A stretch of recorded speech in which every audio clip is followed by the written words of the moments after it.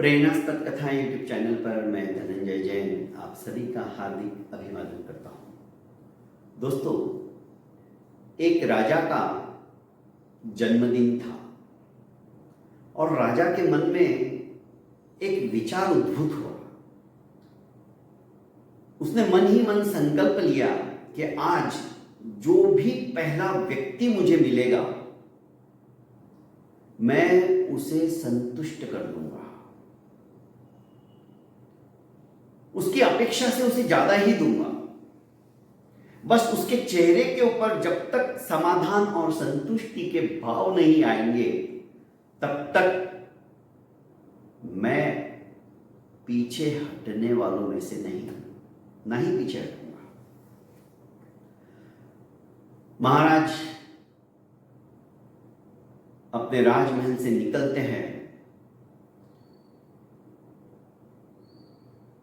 अश्व के ऊपर बैठे रहते हैं और जैसे ही रास्ते पर आते हैं एक भिखारी आता हुआ दिखाई देता है।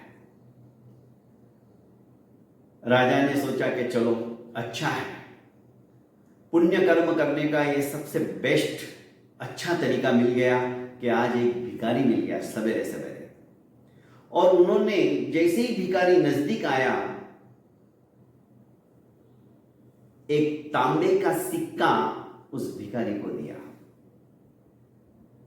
भिखारी तांबे के सिक्के को देखकर बहुत खुश हुआ, पर जैसे ही उसने उलट पुलट कर देखना चाहा सिक्का नीचे गिरा और गाड़ी के चक्के की तरह घूमता हुआ बाजू में जो नाली थी उसमें जाकर गिर गया। फटाक से भागा और नाली में हाथ डालकर उस सिक्के को लेने लगा। राजा ने कहा कि अरे ऐसा मत करो, इधर आओ। वापस अपने पास बुलाया और उसे दूसरा सिक्का दिया।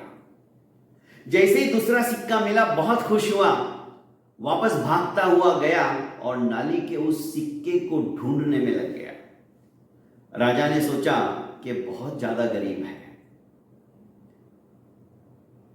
और मैंने संकल्प लिया है कि उसे संतुष्ट करूंगा जो भी मुझे पहला मिलेगा। राजा ने फिर से उसे अपने पास बुलाया और 5 तांबे के सिक्के दिए। ये तो पागल हो गया 5 तांबे के सिक्के और देखकर, फिर भी वापस उसी नाली में जाकर उस पहले वाले सिक्के को ढूंढने में लग गया। राजा को बड़ा अफसोस हुआ। इस तरह का दरिद्री है ये। उन्होंने उसे वापस अपने पास बुलाया और चांदी का सिक्का दिया। चांदी का सिक्का देखकर इसके तो पैर जमीन पर नहीं गिर रहे थे, फिर भी भागा भागा गया और नाली में उसी सिक्के को ढूंढने लग गया।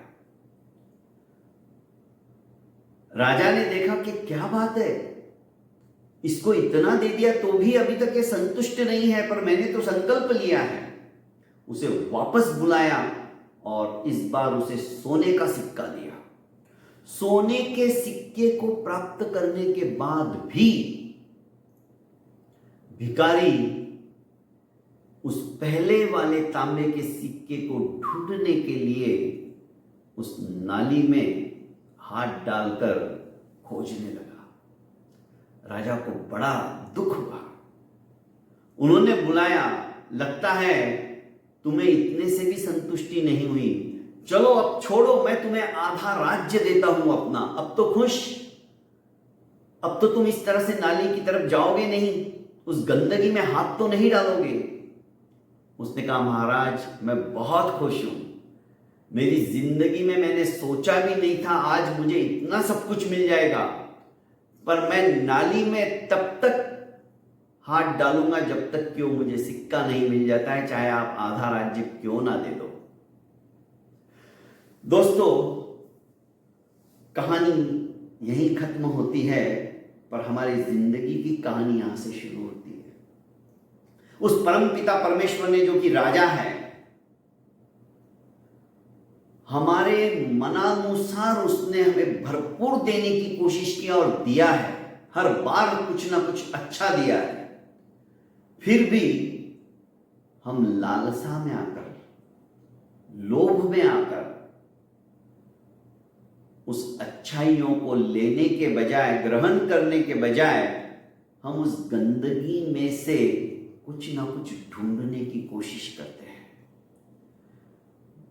मनुष्य जन्म अनमोल खजाना उसने हमारे हाथों में दे दिया है। मनुष्य जन्म अखुट खजाना है, पर हम विषय और वासना की उस गंदगी को, इस जन्म को पाकर भी उसी में लिप्त रहने की कोशिश करते हैं, उसी में ढूंढने की कोशिश करते हैं कि इसमें से मुझे मेरा खजाना मिल जाए। दोस्तों, इस अनमोल खजाने को पहचानने की कोशिश करिए, और मैं सोचता हूं यदि हमने इस कोशिश में सफलता हासिल कर ली ना, हमें और कोई खजाना ढूंढने की आवश्यकता ही नहीं होगी। उस गंदगी के अंदर जाने की हमें जरूरत ही नहीं पड़ेगी। बहुत बहुत धन्यवाद दोस्तों। प्रेरणास्पद कथाएं यूट्यूब चैनल को आपने अभी तक लाइक एवं सब्सक्राइब नहीं किया है तो कर लीजिए, और ज़्यादा से ज़्यादा इसे शेयर कीजिए।